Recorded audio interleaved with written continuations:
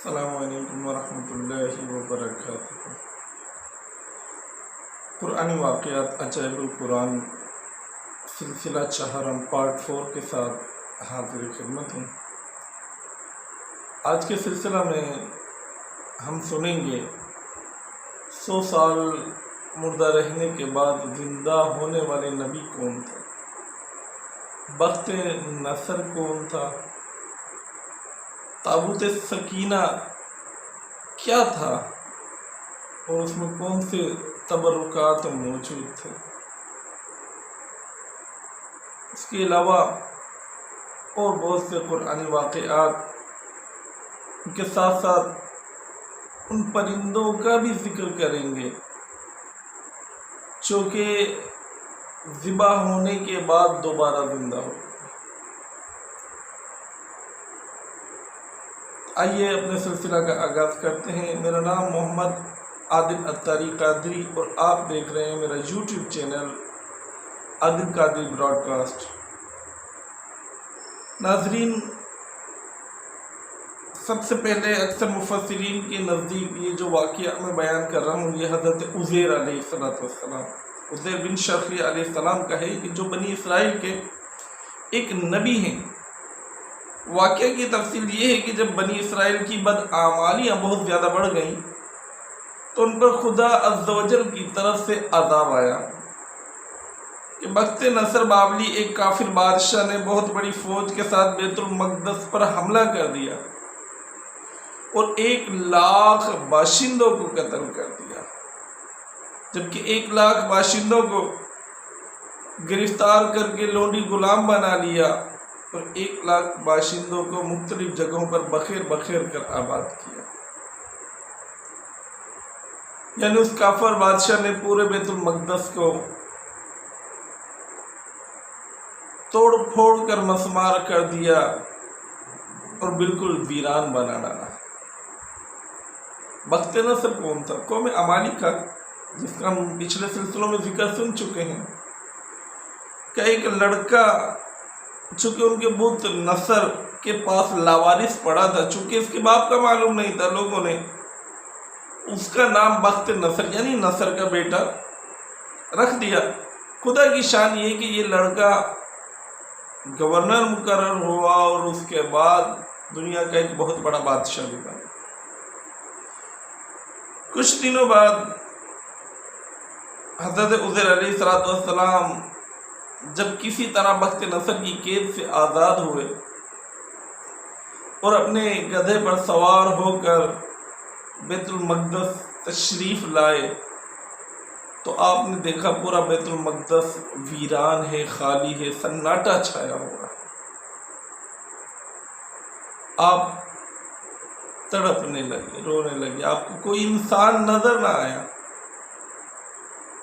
لیکن آپ نے دیکھا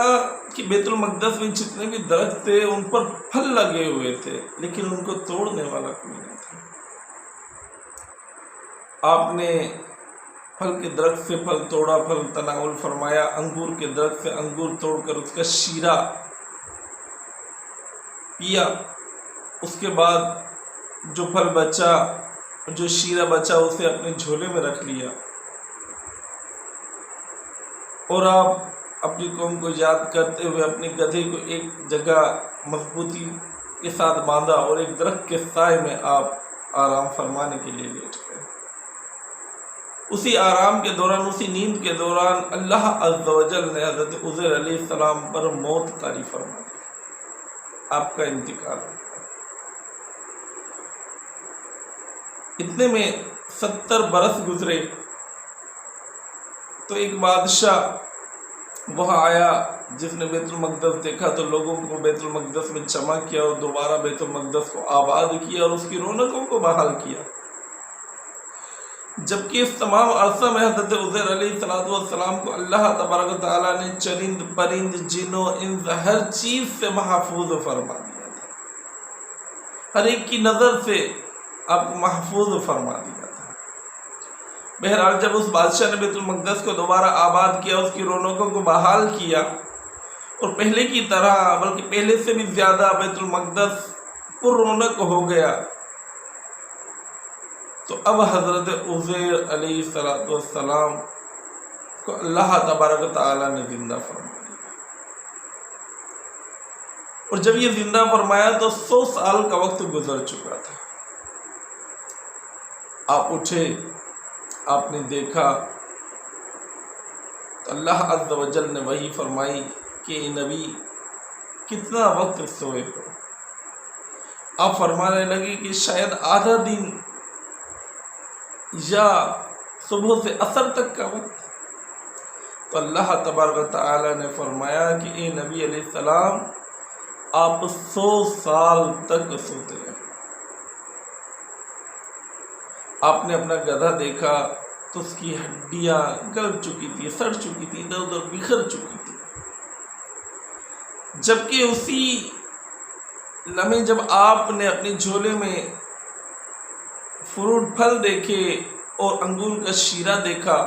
تو بالکل صحیح و سالم تھا، اس پر کسی بھی قسم کا کوئی تغیر واقعہ نہ ہوا تھا، نہ کوئی رنگ بدلا تھا، نہ اس کا ذائقے میں کوئی فرق آیا تھا۔ تو اب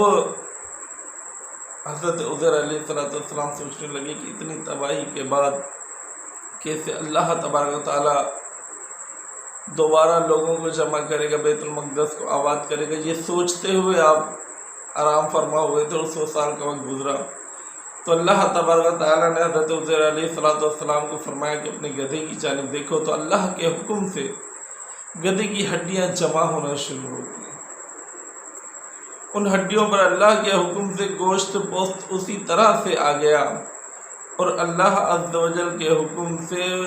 گدھا دوبارہ کھڑا ہو کر اپنی پہلے جیسی حالت میں آ چکا تھا۔ جب یہ ہوا تو حضرت عزیر علیہ السلام بآواز بلند فرمانے لگے، اعلموا ان اللہ علی کل شیء قدیر، کہ میرے رب میں جانتا ہوں کہ میرا رب ہر چیز پر قادر ہے۔ اس کے بعد حضرت عزیر علیہ السلام شہر کا دورہ فرماتے ہوئے اس جگہ پہنچ گئے جہاں آپ کا پہلے مکان تھا۔ آپ نے دیکھا کہ وہاں ایک بڑھیا جو کہ بہت زیادہ ضعیف تھی، رو رہی تھی۔ آپ نے اس بڑھیا سے پوچھا کیا یہ مکان حضرت عزیر علیہ السلام جو اللہ کے نبی ہیں ان کا تھا؟ بڑھیا کہنے لگی ہاں انہی کا ہے، لیکن بہت عرصہ ہوا کہ ان کا کوئی پتہ نہیں۔ تو حضرت عزیر علیہ السلام نے فرمایا کہ بڑھیا وہ میں ہی عزیر ہوں، میں ہی اللہ کا نبی ہوں۔ تو اس بڑھیا نے کہا کہ میں کیسے یقین کر لوں کہ آپ ہی اللہ کے نبی ہیں؟ حضرت عزیر علیہ السلام کو تو اللہ عز و جل نے وہ کمال عطا فرمایا تھا کہ آپ جو دعا فرماتے تھے اللہ عز و جل قبول فرما لیا کرتا تھا۔ لہذا اگر آپ اللہ کے نبی حضرت عزیر ہیں تو آپ میرے لیے اللہ کی بارگاہ میں دعا کریں کہ اللہ عز و جل میری بینائی بھی لوٹا دے اور میرے فالج کو بھی بہتر۔ حضرت عزیر علیہ السلام نے دعا فرمائی تو اللہ تبارک و تعالیٰ نے اس بڑھیا کی بینائی بھی لوٹا دی اور اس کے فالج کو بھی بہتر کر دیا۔ اس کے بعد جب اس بڑھیا نے آپ علیہ السلام کو دیکھا تو آپ نے کہا کہ میں گواہی دیتی ہوں کہ آپ ہی حضرت عزیر علیہ السلام۔ آپ حضرت عزیر علیہ السلام کو لے کر بیت المقدس کی گلی کی طرف چلی تو دیکھا کہ ایک مجلس موجود تھی جس میں حضرت عزیر علیہ السلام کے بیٹے، آپ کے چند پوتے اور دیگر لوگ موجود تھے۔ بڑھیا نے وہاں جا کر بتایا کہ آپ حضرت عزیر علیہ السلام ہیں، اللہ کے نبی ہیں، تو لوگوں نے یقین نہ کیا۔ پھر آپ کے جو بیٹے تھے انہوں نے کہا کہ میرے والد کی پشت پر کندھوں کے درمیان ایک مصہ ہے۔ حضرت عزیر علیہ السلام نے اپنی جب لباس قمیض کو ہٹایا تو دیکھا کہ دونوں کندھوں کے درمیان وہ مصہ موجود تھا۔ اس کے بعد لوگوں نے کہا کہ حضرت عزیر علیہ السلام وہ تھے جنہیں تورات زبانی یاد تھی، وہ حافظ تورات تھے۔ تورات سننے کے لیے کہا گیا تو حضرت عزیر علیہ السلام نے تمام کی تمام تورات پڑھ کر سنا دی۔ لیکن جب وقت نصر نے یہ سب بیت المقدس کو برباد کیا تھا، ملیمین کیا تھا، تو اس نے تورات کا ایک نسخہ بھی باقی نہیں چھوڑا تھا۔ اب لوگ سوچنے لگے کہ حضرت عزیر علیہ السلام صحیح پڑھ رہے ہیں یا غلط پڑھ رہے ہیں، ہم اس کا یقین کیسے کریں گے، یہ ہمیں پتہ کیسے چلے گا، چونکہ کوئی نسخہ تو موجود نہیں ہے جہاں سے ہم یہ دیکھ سکیں کہ آپ نے صحیح پڑھا یا نہیں۔ تو ان میں سے ایک شخص نے کہا کہ میرے والد نے مجھے بتایا تھا کہ ان کے انگور کی جڑ میں انہوں نے ایک نسخہ تورات کا دفن کیا تھا، اگر کوئی مجھے اس انگور کی درخت کا پتہ بتا سکے تو میں ضرور تورات کو وہاں سے نکال لاؤں گا۔ تو لوگوں نے وہاں کا پتہ بتایا، اور جب زمین کھودی گئی تو وہاں سے تورات نکل آئی۔ پھر جب حضرت عزیر علیہ السلام نے تورات پڑھی تو بالکل وہی الفاظ جو تورات میں موجود تھے وہ سارے کے سارے حضرت عزیر علیہ السلام کو من معن اسی طرح سے حفظ تھے۔ تو لوگوں کو یقین ہو گیا کہ حضرت عزیر علیہ السلام اللہ کے نبی آپ ہی ہیں۔ اس طرح سے اللہ تبارک و تعالیٰ نے اپنے نبی کے بارے میں لوگوں کو بتایا۔ اللہ تعالیٰ نے قرآن مجید کی سورہ بقرہ میں اس واقعہ کو ان لفظوں میں بیان فرمایا ہے۔ ترجمہ کنز الایمان، یا اس کی طرح جو گزرا ایک بستی پر اور وہ ڈھئی پڑی تھی، اپنی چھتوں پر بولا اسے کیوں کر جلائے گا اللہ اس کی موت کے بعد، تو اللہ نے اسے مردہ رکھا 100 برس، پھر زندہ کر دیا۔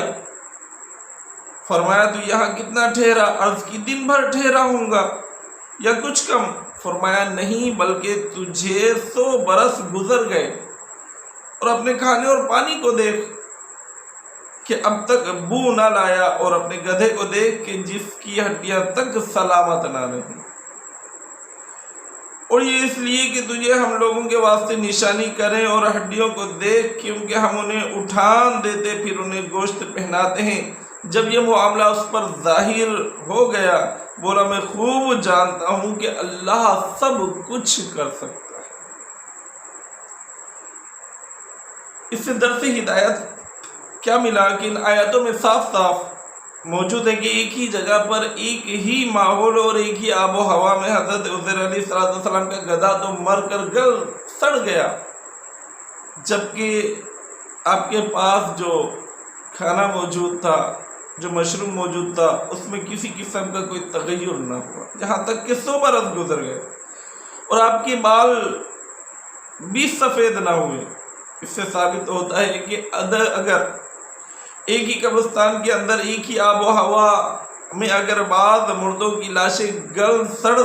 جائیں اور بعض بزرگوں کی لاشیں سلامت رہ جائیں، ان کا کفن بھی ملا نہ ہو، تو اللہ تبارک و تعالی اس سب پر قادر ہے۔ محترم سامعین کرام، تابوت سکینہ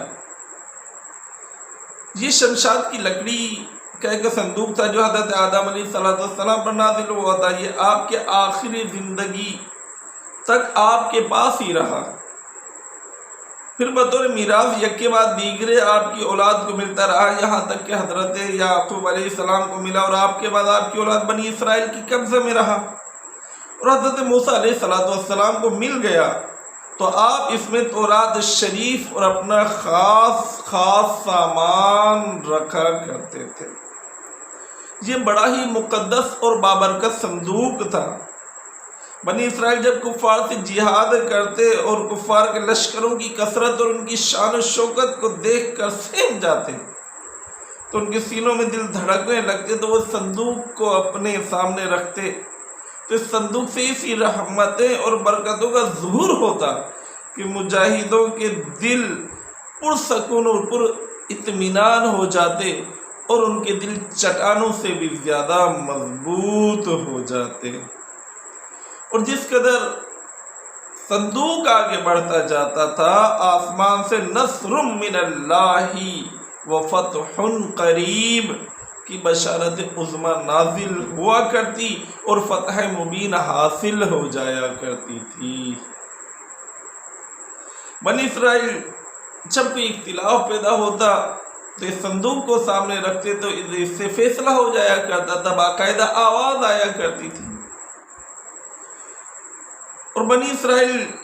اسی صندوق کی برکتوں سے آفتوں سے محفوظ رہتے، بلاؤں سے محفوظ رہتے، بیماریاں ٹل جایا کرتی۔ البتہ یہ صندوق بنی اسرائیل کے لیے تابوت سکینہ یعنی برکت و رحمت کا خزینہ اور نصرت خداوندی کے نزول کا نہایت ہی مقدس اور بہترین ذریعہ تھا۔ مگر جب بنی اسرائیل نے طرح طرح کے گناہوں میں خود کو ملوث کر لیا، معصیت میں مبتلا ہو گئے، سرکشی و عصیان کا دورہ ہو گیا، تو ان کی بداعمالیوں کی نحوست سے ان پر خدا کا یہ عذاب نازل ہو گیا کہ قوم عمالیکہ کے کفار نے ایک لشکر جرار کے ساتھ ان لوگوں پر حملہ کر دیا، اور ان کافروں نے بنی اسرائیل کا قتل عام کر کے ان کی بستیوں کو تخت و تاراج کر دیا، اجاڑ دیا، عمارتوں کو توڑ پھوڑ دیا، شہر کو تہس نہس کر دیا، اور اس متبرک صندوق کو بھی اٹھا کر لے گئے اور اس مقدس تبرک کو نجاستوں کی کوڑے خانہ میں ڈال دیا۔ لیکن بے ادبی و بے توقیری کی وجہ سے اللہ تبارک تعالیٰ نے قوم عمالیکہ پر یہ وبال عذاب کی صورت میں نازل فرما دیا کہ یہ لوگ بیماریوں اور بلاؤں میں مبتلا ہونے لگے، یہاں تک کہ یہ صندوق رحمت کی بے ادبی کی وجہ سے ان کے 5 شہر پورے کے پورے ویران ہو گئے، برباد ہو گئے۔ محترم سامعین کرام، یہ صندوق رحمت کی بے ادبی کا عذاب تھا جو انہوں نے سمجھ بھی لیا کہ یہ یقیناً اس صندوق رحمت تھی، اس کی بے ادبی کی وجہ سے ہم پر اللہ نے عذاب نازل فرمایا۔ تو انہوں نے اس صندوق کو ایک بیل گاڑی پر رکھ کر بنی اسرائیل کی قبیلوں کی جانب روانہ کر دیا۔ تو اللہ تبارک و تعالیٰ کے حکم سے 4 فرشتوں نے اس صندوق کو اٹھایا، اور حضرت شمعیل علیہ السلام نے طالوت کو بادشاہ بنا دیا تھا۔ اس وقت ان فرشتوں نے حضرت شمعیل علیہ السلام کے پاس اس صندوق کو پہنچایا، اور بالکل اس وقت پہنچایا کہ جب حضرت شمعیل علیہ السلام نے طالوت کو بادشاہ مقرر کر دیا تھا، بادشاہ بنا دیا تھا، تو بنی اسرائیل والے مان نہیں رہے تھے۔ وہ کہہ رہے تھے کہ جب تک صندوق رحمت نہیں آ جاتی، صندوق رحمت آ جائے تو ہم طالوت کو بادشاہ مان لیں گے۔ تو اسی وقت پر فرشتوں کے ذریعے سے وہ صندوق رحمت بھی وہاں پہنچ گئی، تو بنی اسرائیل نے طالوت کو بادشاہ مان لیا۔ اس مقدس صندوق میں تھا کیا؟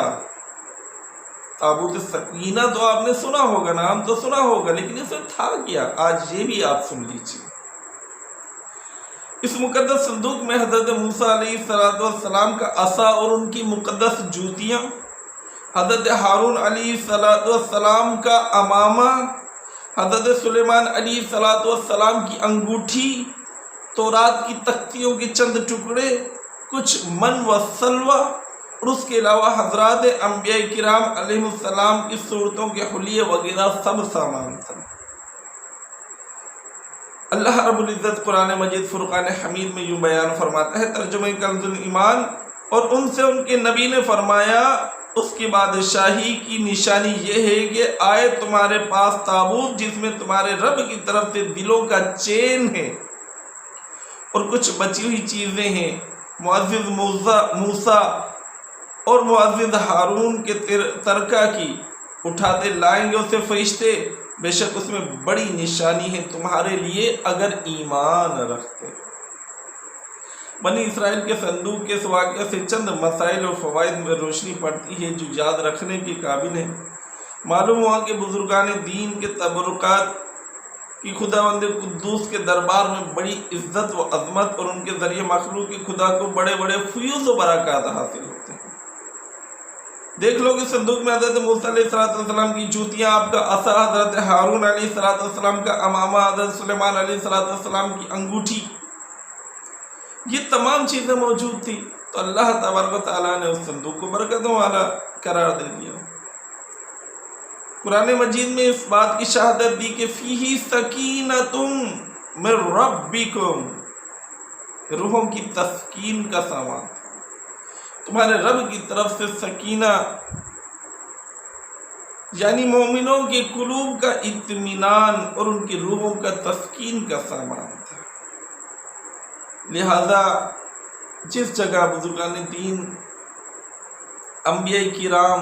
کے تبرکات موجود ہیں تو اللہ عز و جل نے اسے رحمت والی جگہ اور رحمت والی چیز قرار دیا. تو جہاں اللہ عز و جل کے نیک ولی ہوں گے، نیک بزرگ ہوں گے، اللہ عز و جل کے دوست ہوں گے، تو وہ جگہ کیوں کر رحمتوں والی نہ ہوگی، ان جگہوں پر کیوں کر رحمتوں کا نزول نہ ہوگا. تو یقیناً جو وہاں جائے گا، ان نیکوں کی صحبت میں کھڑا ہوگا، تو جو اللہ عز و جل کے ولیوں پر، اللہ کے دوست پر رحمتوں کا نزول ہو رہا ہے، یقیناً جو وہاں حاضر ہوں گے ان پر بھی ان رحمتوں کی چھینٹوں سے چند چھینٹیں ضرور پڑیں گے، تو انشاءاللہ عز و جل وہ برکات انہیں بھی حاصل ہوں گی. محترم سامعین کرام، وہ پرندے جو ذبح ہونے کے بعد دوبارہ زندہ ہو گئے، کہ حضرت ابراہیم خلیل اللہ علیہ السلام نے ایک مرتبہ خداوند قدوس کی دربار میں یہ عرض کی، یا اللہ عز و جل مجھے دکھا دے کہ تو مردوں کو کس طرح زندہ فرمائے گا. تو اللہ تعالیٰ نے فرمایا کہ اے ابراہیم، کیا اس پر تمہارا ایمان نہیں ہے؟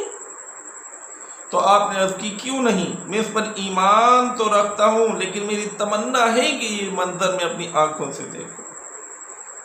تاکہ میرے دل کو قرار آ جائے. تو اللہ تعالیٰ نے فرمایا کہ تم 4 پرندوں کو پالو اور ان کو خوب کھلا پلا کر اچھی طرح ہلا ملا لو، پھر تم انہیں ذبح کر کے ان کا قیمہ بنا کر اپنے ارد گرد کے چند پہاڑوں پر تھوڑا تھوڑا گوشت رکھ دو، پھر ان کو پکارو تو مردے زندہ ہونے کا منظر اپنی آنکھوں سے دیکھ لو. چنانچہ حضرت ابراہیم علیہ السلام نے ایک مرغ، ایک کبوتر، ایک گدھ اور ایک مور، 4 پرندے، ان 4 پرندوں کو حضرت ابراہیم علیہ السلام نے پالا، ان کو کھلایا پلایا ہلایا، اور اس کے بعد ان کو ذبح کر کے ان کا قیمہ بنا کر قریب کی جو پہاڑیاں تھی وہاں پر اس کے ٹکڑے رکھ دیے. پھر آپ نے آواز دی. سب سے پہلے آپ نے آواز دی مرغ کو، پھر آپ نے کبوتر کو آواز دی، پھر آپ نے گدھ کو آواز دی، اس کے بعد مور کو آواز دی. تو اللہ عز و جل کے حکم سے وہ قیمہ جو بنا کر رکھا گیا تھا وہ سارا ہڈیوں پر آ گیا،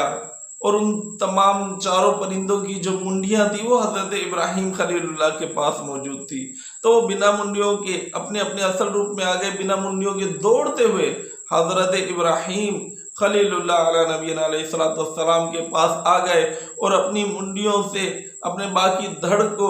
لگا کر دانہ چگنا شروع ہو گئے. اس طرح سے حضرت ابراہیم خلیل اللہ نے مردوں کو زندہ ہونے کا واقعہ بھی اپنی آنکھوں سے ملاحظہ فرما لیا. یہاں ایک بات کسی بزرگ نے کیا خوب فرمایا ہے کہ 4 چیزیں تھیں. ایک مرغ جو کثرت شہوت کی وجہ سے جانا جاتا ہے، ایک کبوتر جو اپنی بلندیوں کی وجہ سے، فخر و عروج کی وجہ سے جانا جاتا ہے، ایک گدھ جو اپنی حرص و لالچ کی وجہ سے جانا جاتا ہے، اور ایک مور جو اپنی خوبصورتی کی وجہ سے جانا جاتا ہے. ان 4 کو پال کر ان کو ذبح کرنا، مطلب جو اللہ عز و جل کا قرب چاہتا ہے، رب کی رحمت چاہتا ہے، رب کی دوستی چاہتا ہے، تو وہ اپنے شہوت کو ختم کرتے، اس کو ذبح کرتے، اپنے عروج تکبر جو ہے اس کو ختم کرتے ہیں، اپنی حرص و طمع جو ہے، لالچ جو ہے اس کو ختم کرتے ہیں، اور خوبصورتی پر جو اترانا ہے اس کو ختم کر دیں، تو اللہ عز و جل کی رحمتوں سے اسے ضرور حصہ مل جائے گا۔ اللہ تعالیٰ سے دعا ہے کہ اللہ تبارک و تعالیٰ ہمیں قرآن سمجھ کر پڑھنے کی توفیق عطا فرمائے۔ اگر آپ کو ہماری یہ ویڈیو پسند آئی ہو تو لائک، شیئر، کامنٹ ضرور کیجئے، ہمارے چینل کو ضرور سبسکرائب کیجئے اور بیل آئیکن پر پریس کر کے ہماری آنے والی نئی ویڈیو کو اس کا نوٹیفیکیشن ضرور حاصل کیجئے تاکہ بر وقت اور بآسانی آپ تک ہماری ویڈیوز پہنچ سکیں۔ السلام علیکم ورحمۃ اللہ وبرکاتہ۔